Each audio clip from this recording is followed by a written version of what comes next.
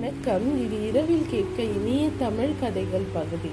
இந்த பகுதியில் இப்போ நாம் கேட்க போகிற கதை மந்திரவாதி. ஒரு ஊரில் ஒரு அரசர் இருந்தார். அந்த அரசர் நல்ல முறையில் ஆட்சி பண்ணிகிட்டே வந்தார். அது மட்டும் இல்லை, அவரோட ஆட்சியின் கீழே எல்லா மக்களும் சந்தோஷமாக இருந்தாங்க. வணிகம், படை, பொருளாதாரம்னு எல்லாத்துலேயும் தலை சிறந்து விளங்கினார். அந்த மாதிரி நேரத்தில் அரசரை பார்க்க தினமும் முனிவர் வருவார். அவர் கையில் ஏதாவது ஒரு பரிசை கொண்டு வருவார். அந்த பரிசு எல்லாமே அதிசயமாக இருக்கும். ஒரு முறை முனிவர் அரசருக்கு ஒரு மாதுளை பழத்தை எடுத்துட்டு வந்தார். அந்த மாதுளம் பழம் வெட்டி பார்த்தா அது உள்ள பழங்கள் கிடையாது, மாணிக்கங்கள் இருந்தது. இன்னொரு முறை அரசருக்கு மாம்பழங்களை பரிசா கொண்டு வந்தாரு. அந்த மாம்பழங்கள் இந்த உலகத்துல இல்லாத மாதிரி அவ்வளவு சுவையா இருந்தது. ஆனா அதனுடைய கொட்டைகள், அதாவது விதைகளை எடுத்து தோட்டத்துல விதைக்கும் பொழுதும் ஒரே ராத்திரியில அது மரமா வளர்ந்து ஒரு கிளையிலும் ஒரு பழங்களை தந்தது. அதாவது ஒரு கிளையில கொய்யா பழம், ஒரு கிளையில சாத்துக்குடி, ஒரு கிளையில ஆரஞ்சுன்னு ஒரு கிளையிலும் ஒரு பழங்களை கொடுத்தது. மூன்றாவது நான்காவது முறை வரும்போது ஒரு கிளியை கொண்டு கொடுத்தாரு முனிவர். அந்த கிளி எல்லாருடைய அந்த கிளியை அழகா பேசவும் செஞ்சுது. அது மட்டுமல்ல, அது எல்லாருடைய எதிர்காலத்தையும் சொல்லுச்சு. இதனால சுத்தி இருந்தவங்களும் அரசரும் அடுத்து அவர் என்ன பரிசு கொண்டு வருவாருன்னு ஒரு ஆர்வத்திலேயே இருந்தாங்க. அந்த முனிவர் ஒரு நாள் ஒரு பெரிய பாத்திரத்தை பரிசா எடுத்துட்டு அரசருக்கு கொடுத்தாரு. இது என்ன பாத்திரம்? தங்க பாத்திரமா? அரசர் கேட்க, இந்த பாத்திரத்துக்கிட்ட நீங்க என்ன கேட்டாலும் கொடுக்கும், இது அட்சய பாத்திரம்னு சொன்னார். அரசரும் எனக்கு சில கனிகள் வேணும் அப்படின்னு சொன்ன உடனே அந்த பாத்திரம் நிறைய கனிகள் இருந்தது. எனக்கு சில தங்க நாணயங்கள் வேணும்னா அந்த பாத்திரங்கள் ஃபுல்லா தங்க நாணயங்கள் நிறைஞ்சு இருந்தது. இதை பார்த்த அமைச்சர்களும் அரசரும் ரொம்ப ஆச்சரியத்துல ஆழ்ந்தாங்க. அது மட்டும் இல்லை, அரசர் தன்னுடைய இடத்துல இருந்து இறங்கி முனிவர்கிட்ட பேச ஆரம்பிச்சாரு. ஐயா, நீங்க யாரு? நீங்க ஒரு முறை எனக்கு பரிசுகள் கொடுக்கும் பொழுதும் என்னை ஆச்சரியத்துல ஆழ்த்துறீங்க அப்படின்னு. முனிவர் சொல்றாரு, நான் அஷ்டமா சித்திகளை என்னோட வசியப்படுத்தி வச்சிருக்கேன். நான் ஒரு முனிவன் கிடையாது. நான் காளியின் அடிமை. நான் பத்ரகாளியின் அடிமை. உங்களுக்கு மேற்கொண்டு ஏதாவது விஷயம் தெரியணும்னா இந்த ஊருக்கு வெளியே இருக்க காளி கோவிலுக்கு வந்துருங்க அப்படின்னு சொல்லிட்டு அந்த முனிவர் திரும்பி நடந்து வந்த வழியே போயிடுறாரு. அங்க இருக்க அமைச்சர்கள்ல பாதி அமைச்சர்கள், அரசே நீங்க இவரோட சேர்ந்து நட்பு கொண்டு இவர்கிட்ட இருக்க சக்திகள் எல்லாம் நீங்க வாங்கினீங்கன்னா உங்க ஆட்சி முறை இன்னும் சிறப்பா இருக்கும்.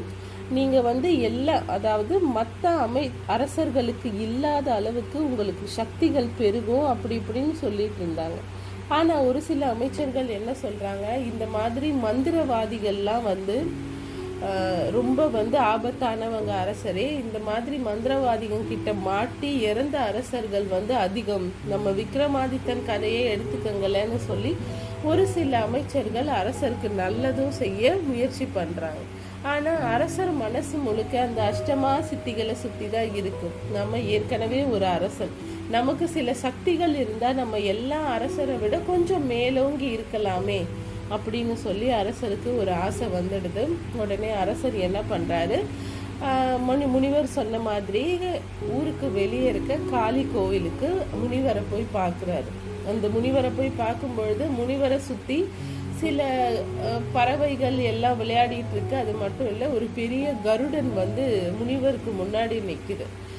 அந்த முனிவர் எதையோ ஒன்று ஜபம் அதாவது எதையோ ஒன்று மந்திரங்களை சொல்லிக்கிட்டே காளி முன்னாடி ஒரு யாகம் வளர்க்குறாரு. யாகம் வளர்த்து ஏதோ ஒரு மந்திரத்தை அந்த கருடன் கிட்ட சொல்றாரு. அந்த கருடன் மனிதனா மாறுது. இதை பார்த்த அரசருக்கு இன்னும் ஆச்சரியம் தாங்க முடியல. ஆஹா, என்ன சக்திகள்லாம் இருக்குது இவர்கிட்ட, இவர் ரொம்ப பெரிய ஆளுன்னு நினைக்கிறாரு. அது மட்டும் இல்லை, முனிவர் அரசரை பார்த்த உடனே அந்த யாகத்திலேருந்து எழுந்து அவரை முனிவரும் அரசரும் உட்கார்ந்து உரையாடுறாங்க. அமர்ந்து பொறுமையா உரையாடுறாங்க. அப்போ அரசர் கேட்குற கேள்விகளுக்கு எல்லாத்துக்கும் பொறுமையா முனிவர் பதிலும் சொல்றாரு. என்ன சொல்றாருன்னா, எல்லா கேள்விகளுக்கான பதிலும் சொல்றாரு. அரசே, நீங்க நான் உங்க நாட்டுல போர் ஏதாவது வந்ததுன்னா நீங்க விலங்குகளை கூட மனிதரா மாத்தி போர்க்கலையை வந்து கற்றுக் கொடுக்க முடியும். அது மட்டும் இல்லை, நீங்கள் கன நிமிஷத்தில் ஒரு மனுஷனை விலங்காக மாற்ற முடியும். இந்த மாதிரி எல்லா விதமான சக்திகளும் என்கிட்ட இருக்குது. ஒரு மண்ணை நீங்கள் வந்து பொண்ணாக மாற்ற முடியும், ஒரு கல்லை வந்து வைரமாக மாற்ற முடியும், வீடு கட்டுற சாதா செங்கலை கூட நீங்கள் வைரமாக மாற்றிக்க முடியும். நான் வந்து என்னோட சக்திகளை உங்களுக்கு கொடுக்கணும்னு ஆசைப்படுறேன். நீங்கள் வந்து ரொம்ப நல்ல ஆட்சி முறையில் இருக்கீங்க, நீங்கள் இன்னும் சக்தி வாய்ந்த அரசராக ஆகணும்னு அப்படி இப்படின்னு சொல்லி மூல செலவை செய்யப்படுறாரு அரசர். அரசருக்கு அன்னைக்கு ராத்திரி தூக்கமே வரலை. நடந்த எல்லா விஷயத்தையும் அரசிக்கிட்ட சொல்கிறாங்க. அரசிக்கும் கொஞ்சம் பேராசை அதிகம். அரசியும் என்ன சொல்கிறாங்க, கணவர்கிட்ட, அரசரே அவர் சொன்ன மாதிரி எல்லா சக்திகளும் உங்களுக்கு வந்ததுன்னா எல்லா அரசர்களை விட நீங்கள் தலை சிறந்த அரசராக இருக்கலாம், இந்த நாடை என்ன இந்த உலகத்தையே நம்ம சிறப்பாக ஆட்சி செய்யலாம்னு சொல்கிறாங்க. மறுநாள் அரசர் முனிவரை பார்க்க போகிறாரு. முனிவர் என்ன சொல்கிறாரு, வர அமாவாசைக்கு நீங்களும் உங்கள் மனைவியும் மட்டும் ஒரு தேரில் ஏறிக்கிட்டு நீங்கள் வந்து காட்டு பகுதிக்கு வர்றதுனால ஒரு தேரோட்டியை தாராளமாக கூட்டிகிட்டு வரலாம். ஆனால் உங்களை இறக்கி விட்டுட்டு அந்த தேரோட்டி ஊருக்கு வந்துடணும் திரும்பி பார்க்காம.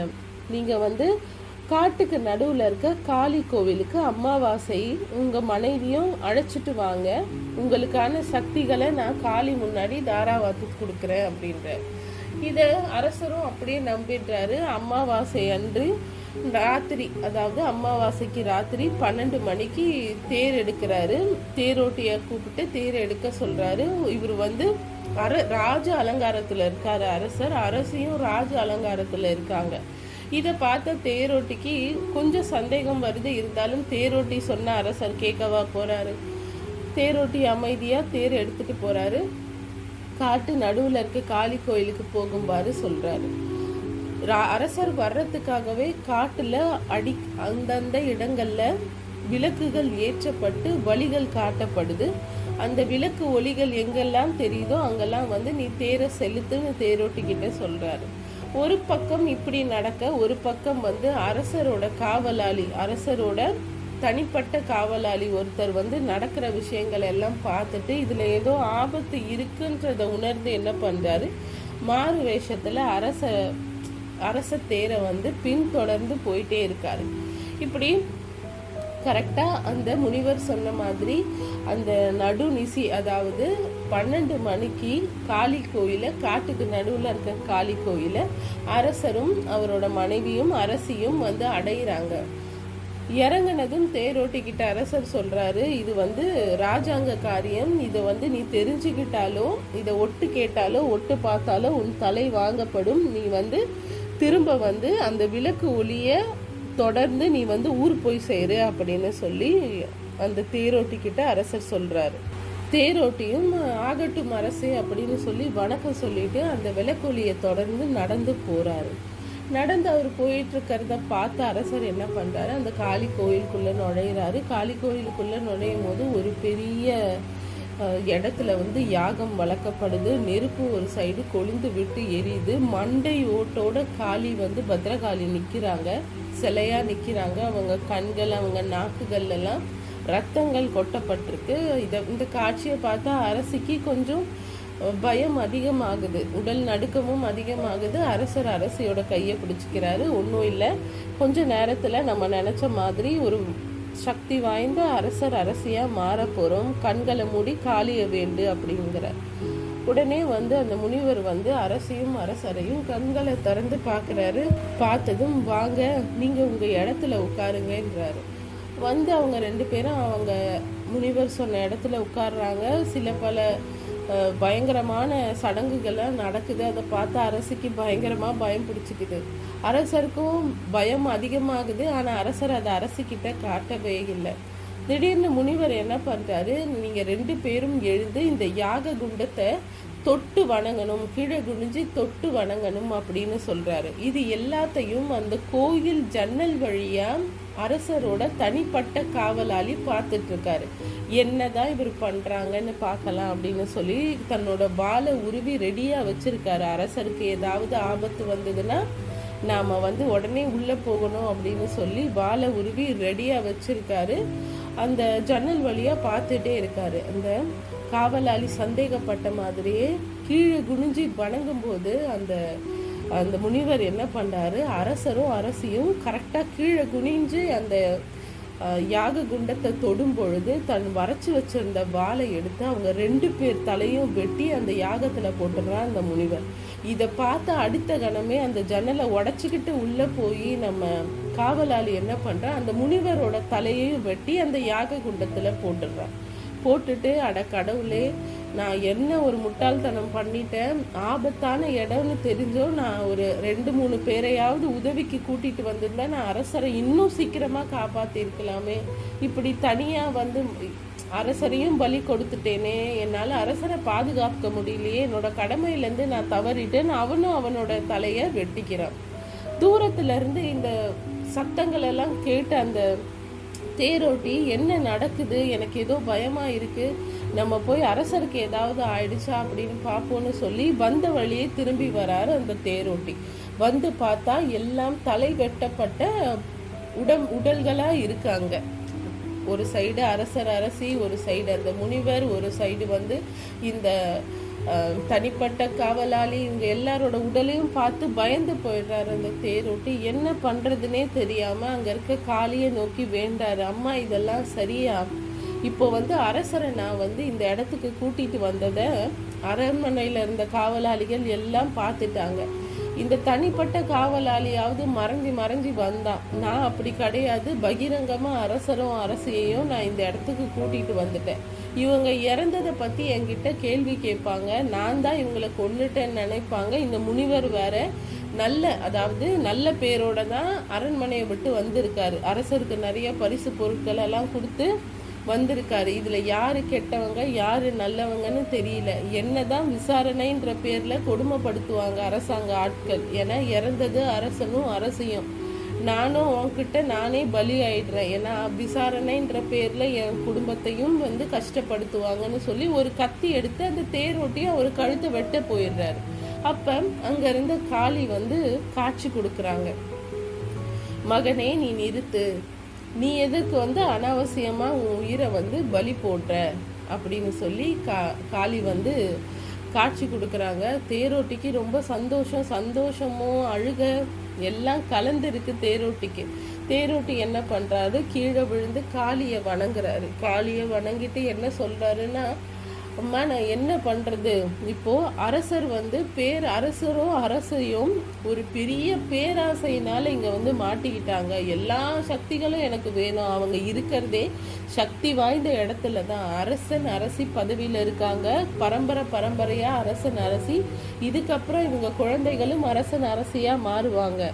இப்படி சக்தி வாய்ந்த இடத்துல இருந்து கூட இந்த அரசனும் அரசிக்கும் பேராசை அதிகமாக இருக்குது. இவங்க பேராசை அதிகமாக இருந்ததுனால இவங்க இந்த இடத்துல வந்து மாட்டிக்கிட்டாங்க. ஒரு தனிப்பட்ட அரசனோட காவலாளி என்ன பண்ணணும், எப்போவுமே வந்து ஒரு திட்டம் வச்சிருக்கணும். அரசருக்கு ஏதாவது ஆபத்து வர்ற மாதிரி இருந்தால் கூட வந்து ஒரு படையே கூட்டிட்டு வரணும்.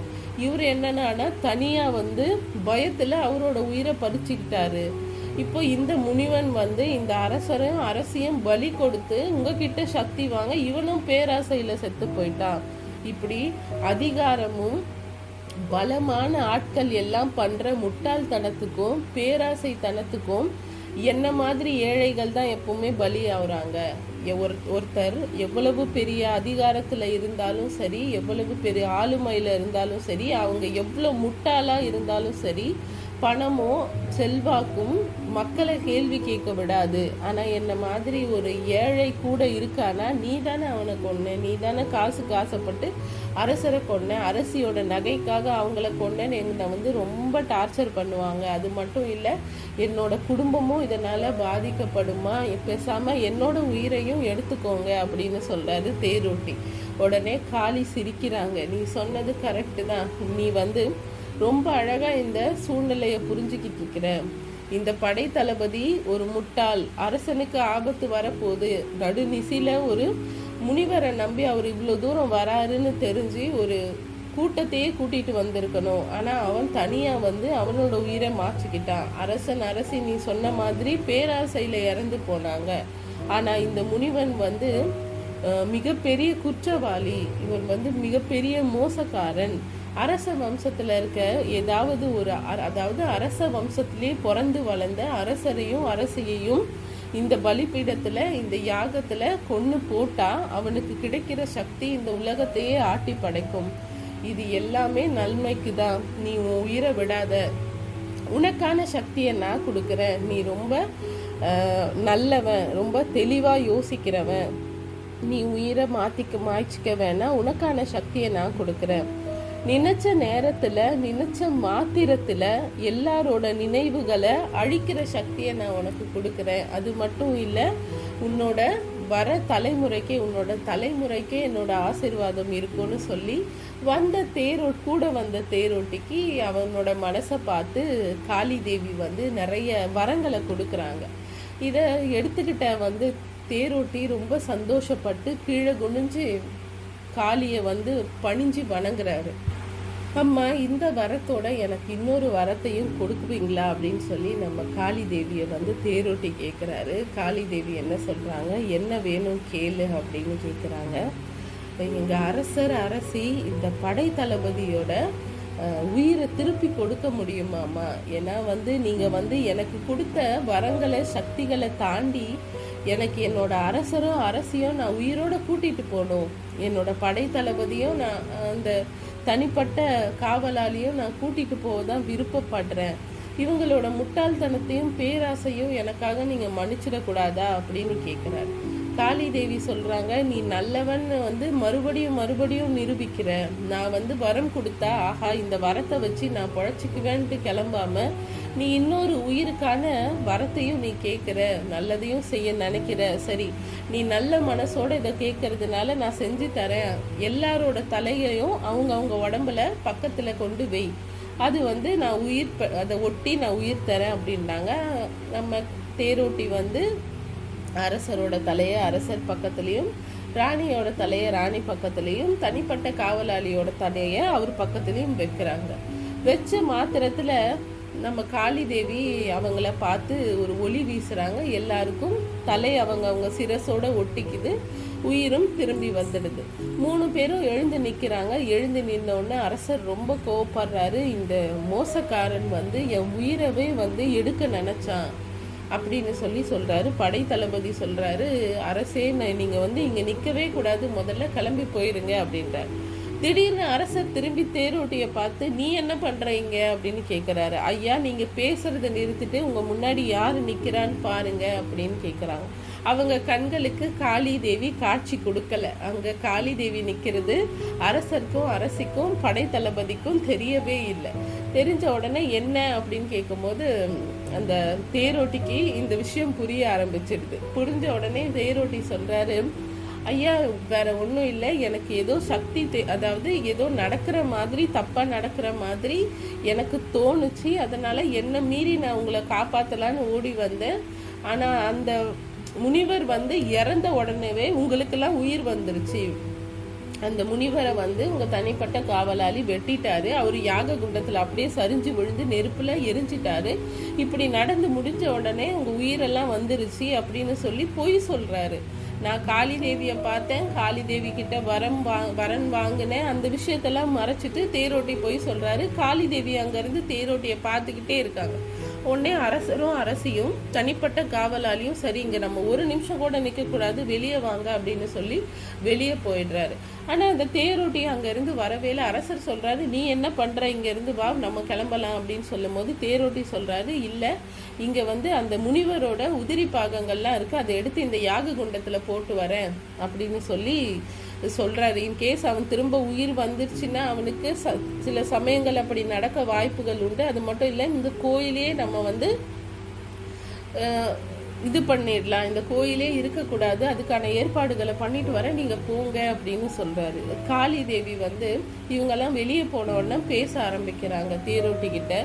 என்னப்பா நீ வந்து உனக்கான வரத்துல அவங்களோட உயிரை திருப்பி வாங்கி கொடுத்துருக்க, அதை கூட சொல்லலை அப்படின்னு சொன்ன உடனே தேரோட்டி சிரிச்சுக்கிட்டே சொல்றாரு, அம்மா தாயே நீங்க வந்து முக்காலத்தையும் உணர்ந்தவங்களாச்சே, நான் இந்த விஷயத்த அவங்க கிட்ட சொல்லியிருந்தா எனக்கு என்ன நடக்கும் அப்படின்றத நீங்களே வந்து காட்சிப்படுத்தி பாருங்க அப்படின்றார். உடனே காளி தேவி வந்து அதை காட்சிப்படுத்தி பார்க்குறாங்க. நம்ம தேரோட்டி வழக்கம் போல இவங்கெல்லாம் உயிர் பெற்று எழுந்து என்ன ஆச்சுன்னு கேட்கும்போது இப்படி ஒரு விஷயத்த சொல்றாரு. காளி தேவியை நான் பார்த்தேன், எனக்கான வரத்தை காளி தேவி கொடுத்தாங்க, நான் தான் உங்கள் உயிர்கள் எல்லாம் திருப்பி வாங்கி கொடுத்தேன் அப்படின்னு சொல்கிறாரு. உடனே அரசரும் படை தளபதியும் நன்றி சொல்லிட்டு வெளியே போகிறாங்க. வெளியே போகிற மாத்திரத்தில் அரசர் சொல்கிறாரு படை தளபதி கிட்ட, நம்ம உயிரை வந்து ஒரு தேரோட்டி காப்பாற்றி கொடுத்தான்னு வெளியே தெரியவே கூடாது, அது நமக்கு அவமானம். அது மட்டும் இல்லை, நான் என்ன மீறி வந்து சக்தி வாய்ந்தவனா அந்த தேரோட்டி இருக்கக்கூடாது, அந்த தேரோட்டியை இங்கே கொண்டு அந்த யாக குண்டத்தில் போட்டு வந்துரு அப்படின்னு சொல்கிறாரு. அதே மாதிரி படை தளபதி நம்ம தேரோட்டி எதிர்பாராத நேரத்தில் தேரோட்டி தலையை வெட்டுறாரு. இந்த காட்சியை வந்து காளி தேவி வந்து பார்க்குறாங்க. பார்த்த காளி தேவி சிரிக்கிறாங்க பயங்கரமா. நீ ரொம்ப புத்திசாலி தான், இந்த விஷயத்த சொன்னா என்ன நடக்கும்னு நான் காட்சிப்படுத்தி பார்த்தேன், நீ வந்து சரியான முடிவை தான் எடுத்திருக்க அப்படின்றாங்க காளி தேவி. அதுக்கு தேரோட்டி சொல்றாரு, எப்பவுமே வந்து ஒரு ஏழை வந்து அதிகாரத்துல இருக்கிறவங்கிட்டயோ பணக்காரனை விட முன்னேறிடவோ அவங்க வந்து அவங்களோட போட்டி போடவோ முடியாதுமா, இந்த சமுதாயம் அப்படி மாறி போச்சு. இப்போ நான் சக்திகளை சொன்னாலும் எனக்கு ஆபத்து, அவங்க உயிரை நான் தான் காப்பாத்தினேன்னு சொன்னாலும் எனக்கு தாம்மா ஆபத்து, இவங்களெல்லாம் இப்படியே விட்டுறணும் தாயே, என்னோட சக்திகளை வச்சு என்ன மாதிரி எளிய ஏழை மக்களுக்கும் இந்த இயற்கைக்கும் என்னால் ஆன விஷயங்களை நான் செய்வேன், கண்டிப்பாக என்னோட சக்திகளை வச்சு நான் வந்து பெரிய தற்பெருமையாலனா இருக்க மாட்டேம்மா அப்படின்னு சொல்கிறாரு. காளி தேவி வந்து எனக்கு ரொம்ப பெருமையாக இருக்குது, முதன் முறையாக நான் ஒரு நல்லவனுக்கு வரத்தை கொடுத்துருக்கேன், நீ நினைக்கிறது நீ சொல்கிறது எல்லாம் சரிதான், உன்ன மாதிரி ஏழ்மையில் இருக்க எளிய மக்களோட வாழ்க்கை தரத்தை உயர்த்துறதுக்காக இந்த சக்திகளை பயன்படுத்திக்கோ, வாழ்த்துக்கள்னு சொல்லிட்டு காளி தேவி அவனை ஆசீர்வாதம் பண்ணிட்டு மறைஞ்சி போகிறாங்க. மறுபடியும் எல்லா சக்திகளும் கிடைச்சாலும் அந்த தேரோட்டி அந்த தேரை ஓட்ட ஆரம்பிக்கிறாரு. அரசியும் தனிப்பட்ட அந்த அரசரோட தனிப்பட்ட காவலாளியும் தேரில் உட்காந்து வராங்க. இந்த தேரோட்டிக்கு எதை நோக்கி அரசர் வந்தாரோ, எதை தேடி வந்தாரோ, எந்த சக்தியை தேடி வந்தாரோ அந்த சக்தி கிடைக்கலன்ற ஏமாற்றம், என்னை முனிவர் ஏமாத்திட்டாருன்ற ஒரு ஏமாற்றத்தில் அரசனும் அரசையும் இருக்காங்க. படை தளபதி எல்லாத்தையும் சந்தேக கண்ணோட பார்த்துட்டே வராரு. இவன் எப்படி இங்கே வந்தான், அவன் எப்படி அங்கே வந்தான்னு இவரையே சந்தேகமாக பார்த்துட்டு வராரு தேரோட்டியை. ஆனால் தேரோட்டி மட்டும் மனசு நிறைய சந்தோஷத்தோட காளி தேவியை பார்த்த திருப்தியோட அமைதியாக தேரை ஓட்டிக்கிட்டே போகிறாரு. இந்த கதையிலிருந்து நம்ம தெரிஞ்சுக்கிட்டது என்னன்னா, அந்த தேரோட்டி சொன்ன மாதிரி ஒரு அதிகாரத்தில் ஒரு பணத்தோட உச்சியில் ஒரு பதவியில் இருக்கிறவன் எவ்வளவு முட்டாள்தனமாக இருந்தாலும் சரி, எவ்வளவு பேராசைக்காரனாக இருந்தாலும் சரி, அந்த ஊர் அவனை வாழ்த்துது நம்புது. ஆனால் ஒரு ஏழை எவ்வளவு புத்திசாலித்தனமாக இருந்தாலும் சரி அவனால் முன்னேற முடியவே மாட்டுது. ஒரு ஏழைக்கு கிடைக்கிற ஒரு சராசரியான தண்டனைகள் கூட பணக்காரர்களோ பதவியில் இருக்கிறவங்களோ தப்பு பண்ணால் கிடைக்கிறது இல்லை. இது நம்ம யோசிக்க வேண்டிய ஒரு விஷயம்தான். அந்த காளி தேவி காட்சிப்படுத்தின மாதிரி தான் ஒரு ஏழை வந்து ஏதோ ஒரு நல்லவன் வந்து இந்த சமுதாயத்துக்கு நல்லது செய்யணும்னு நினச்சா கூட அவங்கள நம்ம ஏதோ ஒரு வகையில் அழிச்சிடுறாங்க, இல்லை அமைக்கிடுறாங்க. அடுத்த ஜென்ரேஷன், அதாவது நம்ம பிள்ளைங்களுக்காவது இந்த மாதிரி ஒரு சமுதாயத்திலிருந்து விடுதலை கிடைக்கணும்னு நான் நினைக்கிறேன். அதுக்கான வழிமுறைகளையும் அதுக்கான படிப்பினைகளையும் நம்ம குழந்தைகளுக்கு கொடுத்தே ஆகணும். இப்போ எல்லாத்தையும் மறந்துட்டு நிம்மதியாக தூங்க போங்க. அனைவருக்கும் இனிய இரவு வணக்கம். நன்றி.